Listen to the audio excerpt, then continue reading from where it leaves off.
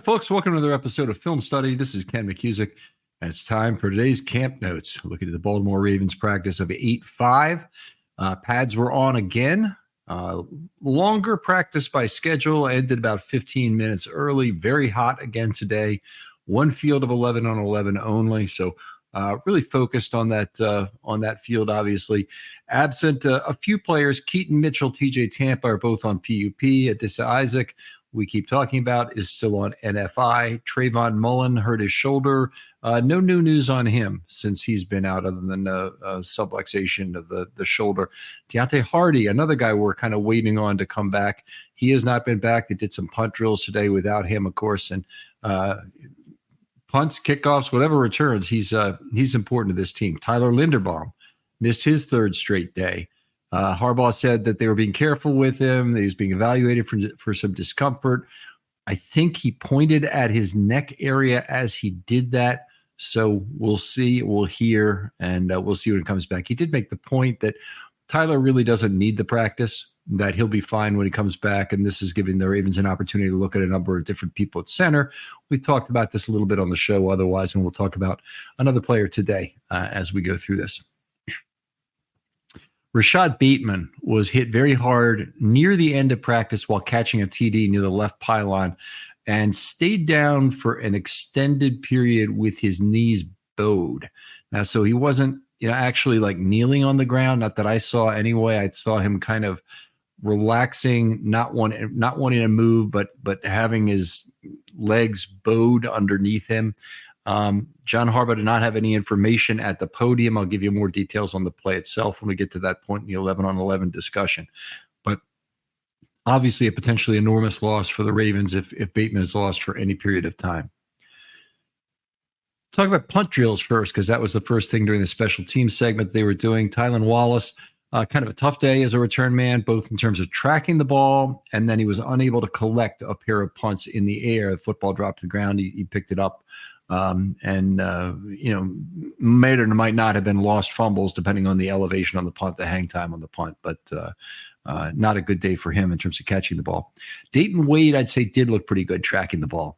Moved around, moved to the ball well, got underneath the ball well. There's a light breeze at times today, and I thought particularly during this segment, I noticed it. Looked to the top of the goalpost, the flags are actually moving, and the ball's kicked very high from Jordan Stout. And he did a good job of getting underneath the football. Getting back to Stout for a second, he had one punt of almost 70 yards. It's just a monster booming kick. You probably get a few more of these in a practice where the punter knows that he's not going to be hit and he doesn't have the same urgency to get the football off. But that punt was still a monster from Stout. Went from zone 25 to about the opposing 5-yard line where it was collected. It was one of the really long ones of this camp anyway. The inside linebacker and running back drills are always something I like to take a look at. They always also seem to be about a full field away from me. So I'm over on field 1, I believe it is. And I always get 1 and 2 confused because they're the two closest to the buildings. But I'm in the fully in the L of the building watching practice today, and they're going off on the field that's closer to the parking lots from me. And they, some good things were happening. Deion Jennings in particular was blocked by the running back Chris Collier, I thought fairly effectively on one play. Jennings then had a pass defense in coverage of Derrick Henry. So they do it two ways. They have the running back blocks the inside linebacker, and the inside linebacker has to cover a running back. I would say in each case, the skill position player has the advantage in the pass catching, of course, and the inside linebacker typically has the advantage in terms of rushing the passer. So it's interesting to see them go in opposite directions. Deion Jennings, a guy we haven't talked about too much this camp. He's been okay. Probably not a candidate to make the roster. Might very well be a candidate to make the practice squad. And if I had to rank him with Evandy Rigby as a guy who is in there among UDFAs at inside linebacker, he's probably ahead of him at this point, I would say. Quincy Roche is an outside linebacker. I would say probably that's a guy he's ahead of. So certainly has a chance to be on the practice squad where you need an extra linebacker or two just in case something happens special teams wise. If that guy's practicing with you, he then becomes an immediate candidate for elevation. And of course, you might need him if something were to happen to either of the inside linebackers the Ravens have. You might want additional elevation from that. Let's talk about a few of just the receiving drills, and these are 1-on-0 I'm talking about now, so no defender on a lot of these plays. And one thing that's funny about these is that they do 1-on-0s for the wide receivers. They typically have simulated coverage for the tight ends, which is typically done by another tight end who is just running kind of step by step for him and not trying to make a play on the football, but just trying to kind of create an obstruction that the other tight end has to work through.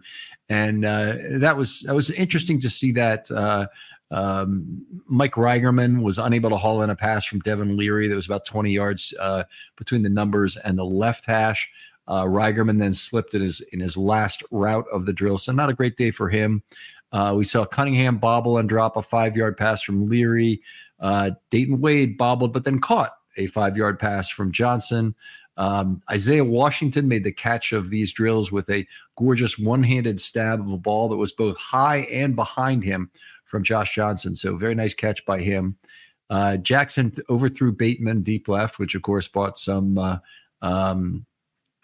awes from the crowd. Not liking the overthrow of Bateman there. Bateman bobbled another ball, then caught it from Lamar, and Flowers had a drop as well during the drill. So fairly hit or miss drill, frankly, for the offensive players today in that. In run drills, I noticed a few things. In run drills, by the way, are typically run 9-on-9, so you get you get a strong safety on the field, or maybe 8-on-8. You don't have the corners, and you typically don't have the free safety as well. But you can have either a 52 look where you really, or a 34 look, if you want to call it that. We have 5 guys at the line of scrimmage and then 2 inside linebackers behind them. Or you could have just what would be a nickel look where you have a 4-man front and a 2-man behind them, and then usually a strong safety as well. So it's either 7 or 8 typically on the defense on these run drills. Both Ben Cleveland and Daniel Fa'alele went down on the very first play. Not injured, went down. They just went to the ground by getting slipped on their blocks. Charlie Kolar hit the ground on the next play. The guy who looked good in these drills, I would say Josh Ross, filled very nicely on 2 straight plays versus Ali and Wright, respectively. So nice tackles on both those plays, getting to the right hole.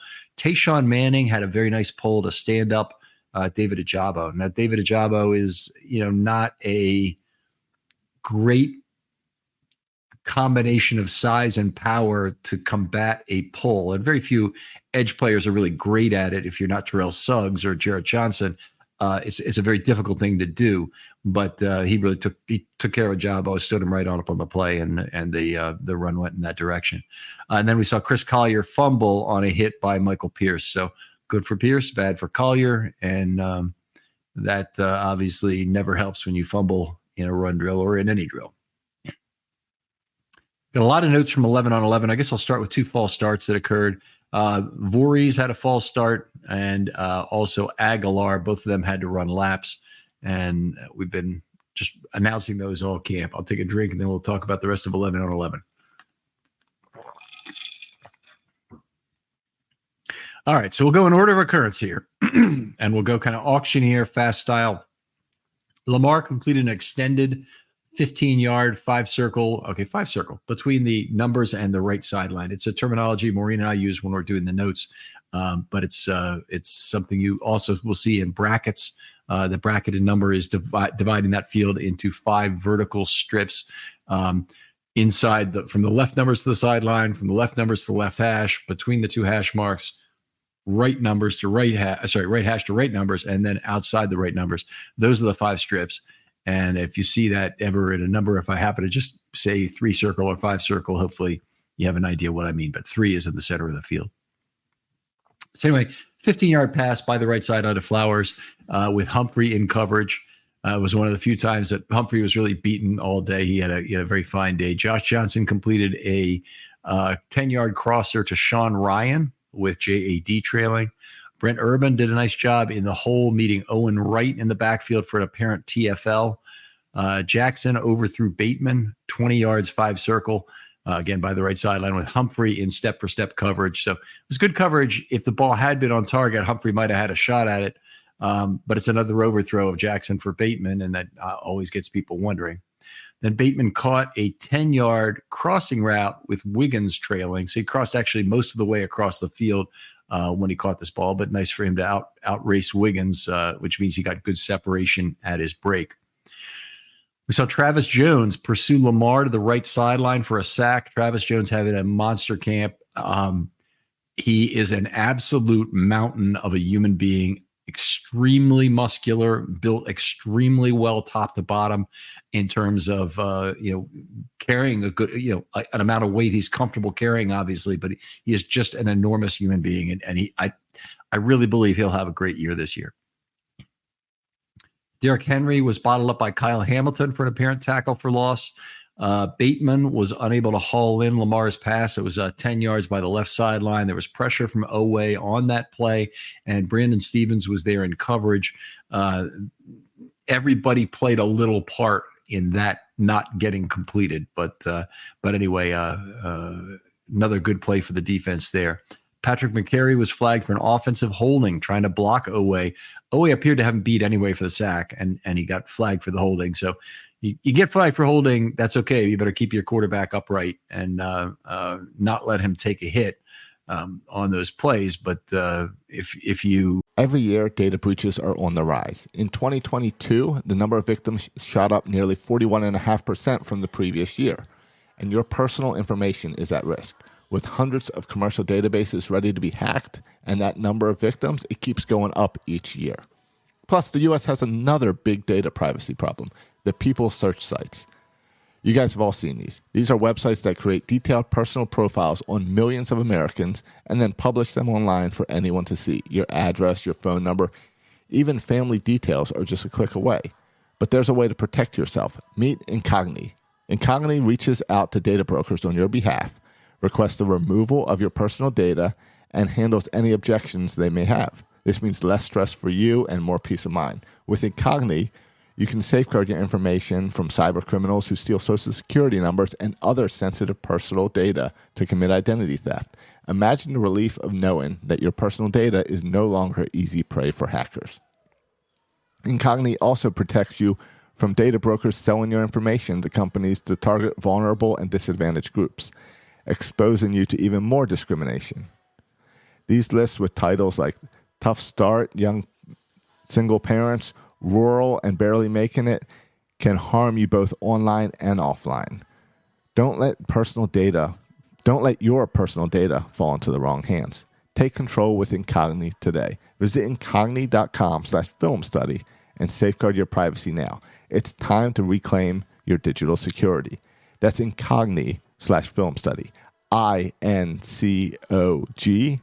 INCOGNI.com/filmstudy. Incogni, your shield in a digital world. Hold, and then the quarterback gets hit anyway. That's obviously the worst of possible circumstances. So Jackson ended his series with an overthrow of Andrews. It was about 15 yards in the middle of the field. Harrison had fine underneath position, might have been an interception if it had been thrown on target. So far as you can tell, the offense is not having a great day, and they trailed on the scoreboard for pretty much the entire day until the defense really put it away late with a couple interceptions we'll talk about. But at this point, obviously, Lamar was better off missing on that pass than having Malik Harrison snag it underneath. Broderick Washington had a pressure and a near sack of Josh Johnson. On that play, Wallace was unable to haul in the throw while covered by Wiggins. It was about 15 yards by the right sideline. And another case where the offense obviously did not get it done. Kadir Ishmael on the next play came back for the football on the sidelines. And that's he's following the basic rules of understanding on extended plays with a rollout. So the field gets bifurcated. Unless you're Lamar Jackson, you basically don't throw back to the middle of the field in those circumstances. But for most teams, there's a near guy. There's 3 levels of receiver. but the guy nearest in each case runs to his specific spot to make an easy available throw for the quarterback. And Kadir had the middle of those three distances on that sideline where Lamar, actually it wasn't Lamar in this case, it was Johnson, I believe, hit him on that pass for a 15-yard catch in front of Eddie Jackson. Kadir Ismail has had a good camp, by the way, and he's one of the players that'll be really exciting to see in this first preseason game. So I'm looking forward to it. Emory Jones came in. The offense was flagged for a delay of game on a play where Jones attempted to realign several receivers. Not a good look. Sometimes you just got to go with what you have, even if it's not what the play was actually called. Just, find one of your receivers or turn it into a playground play. But getting called for delay of game on, when you get maybe 8 reps the whole day, maybe less than that in 11 on 11. And it's not a good look to waste a rep on that. Jones finished his series with a 10-yard completion by the right side onto Chris Collier. That one appeared to go for some significant yak and a possible face mask on the inside linebacker Jennings in this particular case, who actually came up with a pretty high hit on Collier, kind of grabbed at his helmet as he was doing so. Not something you want to see in a practice like this, even when it's in pads. But I think it probably would have been flagged in a real game for a face mask. Jackson threw a pass to Wade right at the line of scrimmage by the right sideline. Hamilton made a quick tackle. Hamilton, another guy who played very well today. Ardarius Washington on the next play came free off the offensive left side for a sack, as Rosengarten was also beaten for a front side pressure. So the Ardarius Washington, to get this in your mind's eye here, was on the blind side, came streaking in, and Rosengarten on the front side was getting backed up for pressure that got the quarterback's attention. I think it was Johnson in this case. I'd have to look again to make sure. And he was taken down for a sack. We had Lamar complete a 15-yard pass between the numbers and the right hash to Bateman. He's coming back for that catch. You want to help out your quarterback when you can. Coming back for the football is a good thing. Kyle Hamilton knocked down Jackson's swing pass to the right, incomplete. Did not see exactly how or where he got his hands up, but it looked like he might have been rushing the quarterback because otherwise I don't know why he'd have been in that spot on the field. But I looked over, I saw it was 14, was the only player who could really have tipped the pass on that azimuth, and it had to be him anyway. And so I assume he was rushing the quarterback on that play. After a false start by Aguilar, another lap, Jackson passed for Scotty Washington. That ball was tipped and intercepted by Marlon Humphrey. He continues just a fantastic camp, and Humphrey playfully pitched the ball to Malik Harrison, try and start a lateral for a whatever sort of a touchdown they would like to do. But the defense obviously really feeling it in this one, had a good practice, and they were looking to have some fun. Johnson entered after that interception and threw an interception to Ardarius Washington. He undercut Malik Cunningham by the left sideline. Ran it back for a pick six. When he got into the end zone, literally every reporter must have had their head down, jotting down crazily all the where the ball was thrown and who the defender was and whatnot, because we were all asking each other, what did he do? Because we hear the crowd cheer, and he had done a backflip after the touchdown that pretty much every one of us had our nose in our notebooks and missed it. So anyway, I was among those folks. Ardarius Washington, and another fine play. So sack and interception today in this one. Jackson then hit Bateman for a 20-yard touchdown right by the left pylon. On that play, it looked like Ardarius Washington came in with a hit to dislodge the ball. Did not happen. But Bateman, that's also the play Bateman was hurt on. He didn't get up, as I said, for a long time. Walked across the field, but not towards the buildings, which was interesting. With his arm close to his side, he appeared to be in discomfort. One of the reporters noticed him lying down on that side of the field, and I did not observe that myself.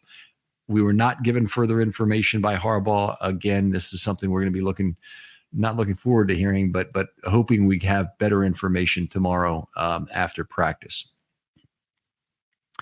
On Johnson's next series, Broderick Washington had a pass defense at the line of scrimmage, and Hamilton had another pass defense by dislodgement from Scotty Washington. Dislodgement, that might be correct. He dislodged the ball from Scotty Washington on the very next play.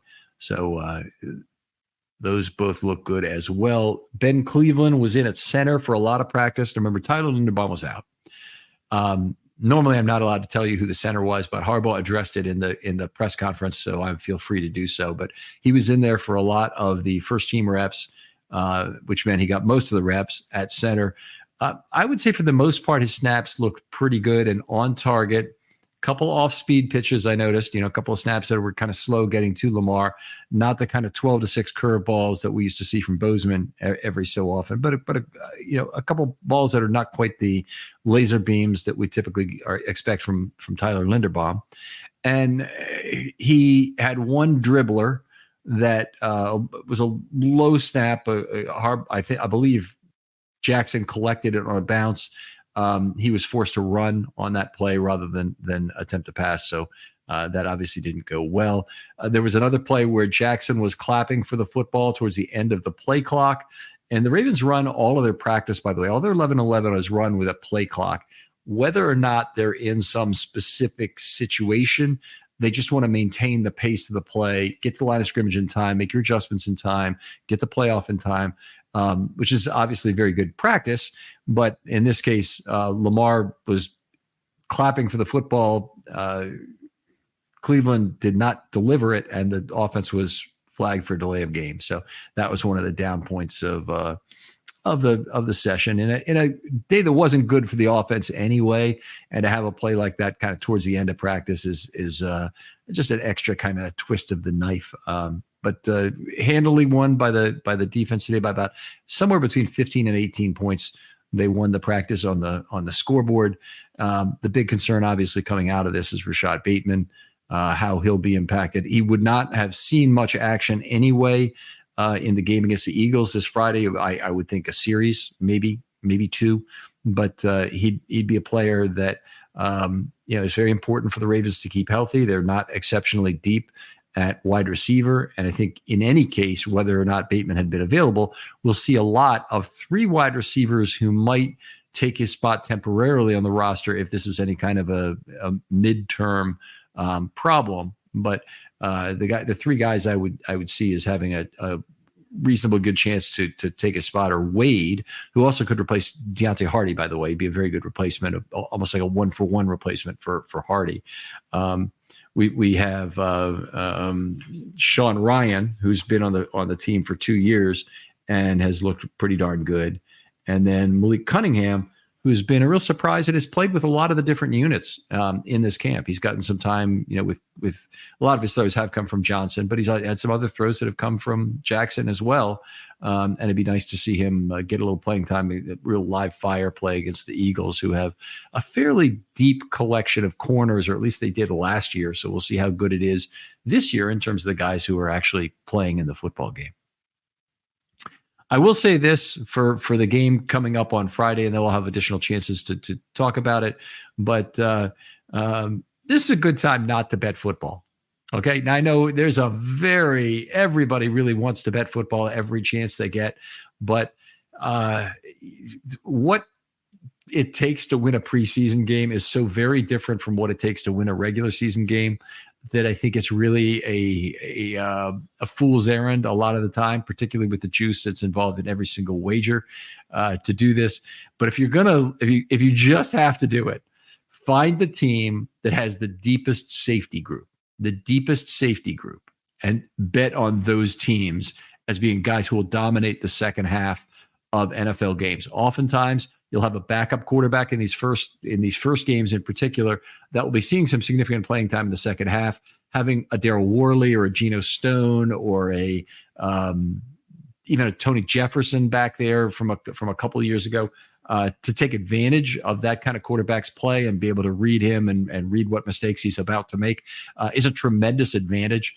And so if I had a little bit of advice to give gamblers, that's what I'd say about betting football in the preseason. That's going to do it for Camp Notes today. We'll talk to you very soon. We, by the way, could use your support if possible. If you wouldn't mind writing us a short review and putting it up on your top podcast platform. Somebody was talking about not being able to find the pod on YouTube Music. Now, I'm not familiar with that platform. I don't use it directly myself. But if you are on that platform and wouldn't mind writing us a review there, we'd really appreciate it. Thanks, and we'll talk to you next time on Camp Notes.